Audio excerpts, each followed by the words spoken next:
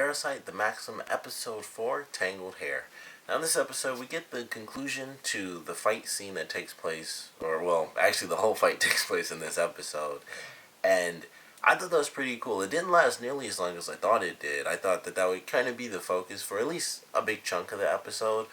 But it's fairly simple. They take care of that.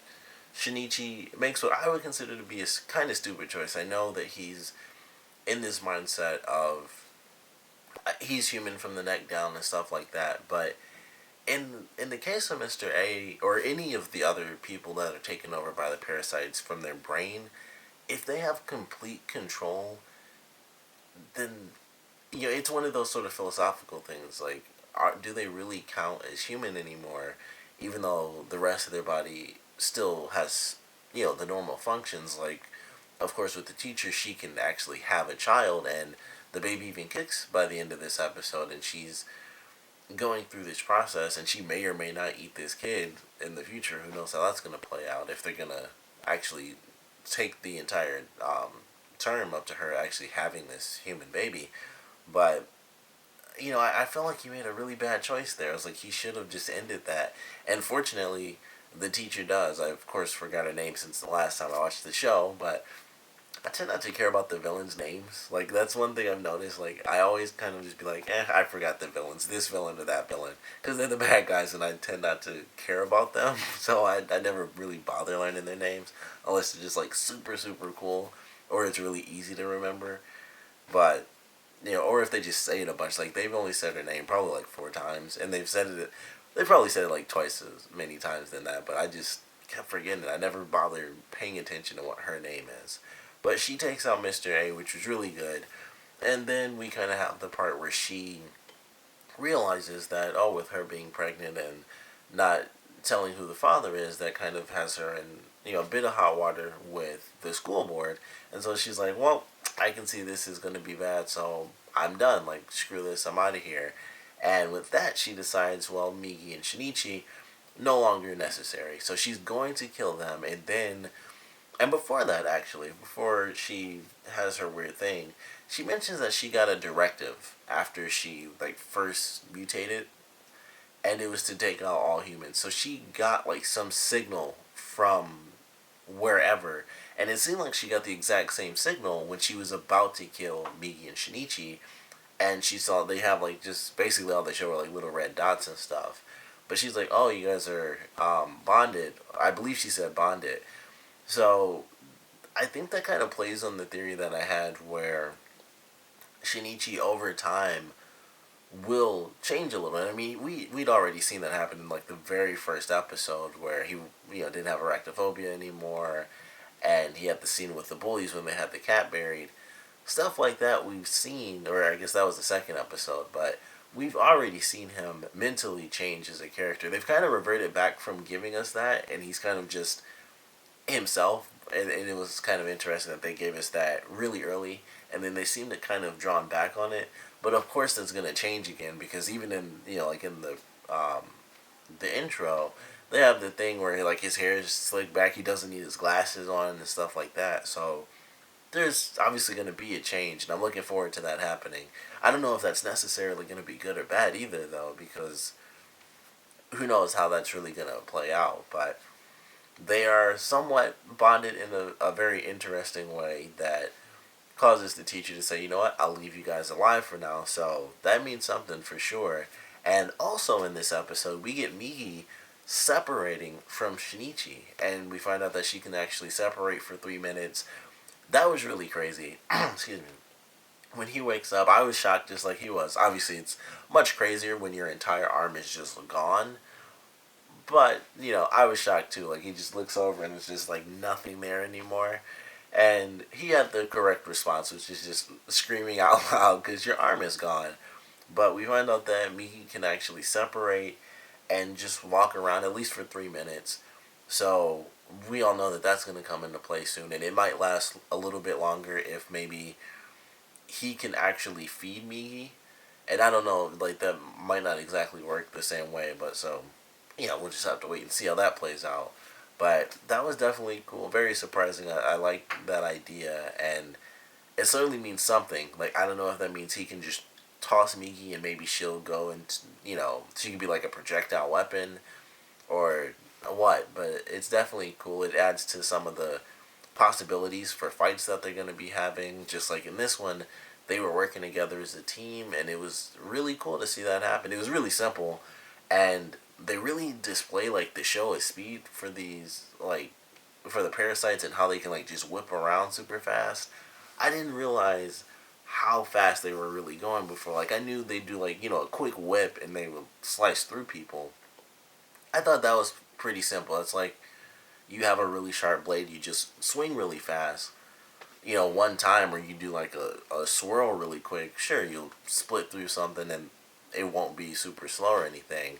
But this was like super speed, like they were hitting and it was almost like sparks coming off. It basically was sparks coming off because they're like sheer metal.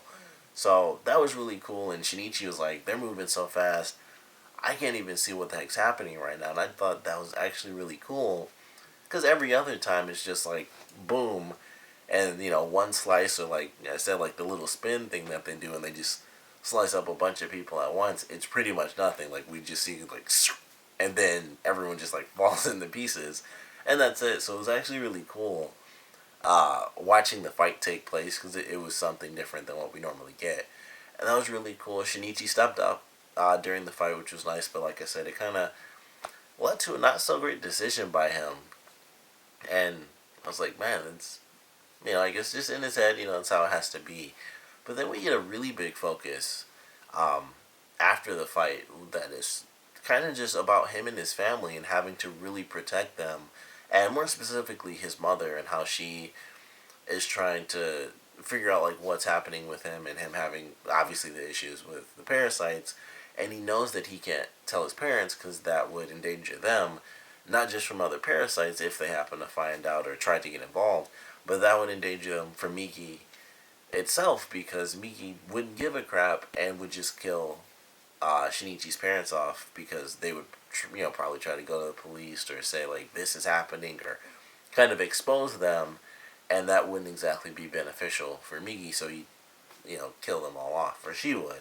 Still going back and forth with that, but I thought that was interesting. And we got like a little flashback about Shinichi's mother basically saving him from this boiling pot of food, which was a very interesting scene. It was just a scene, a mother's love and stuff, and she, got burned by this stuff, and the first thing she said was like, did any get on you and stuff, and it was just like a scene just to kind of show his past. Like, he didn't really have that much of a connection to what was happening with him currently. It was more about his mother's memory and how that was just a big thing that happened in the past, and how she's trying to figure out like what it is that's bothering him.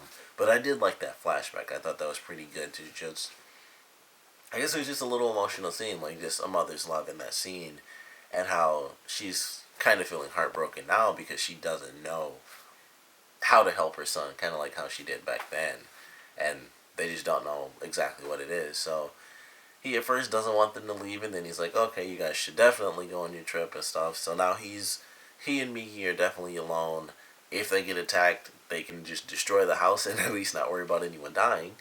And they can figure some things out. He won't have to freak out about freaking out that his arm walked off and yelling, or, talking to Migi, and his mom comes in and asks who the heck are you talking to.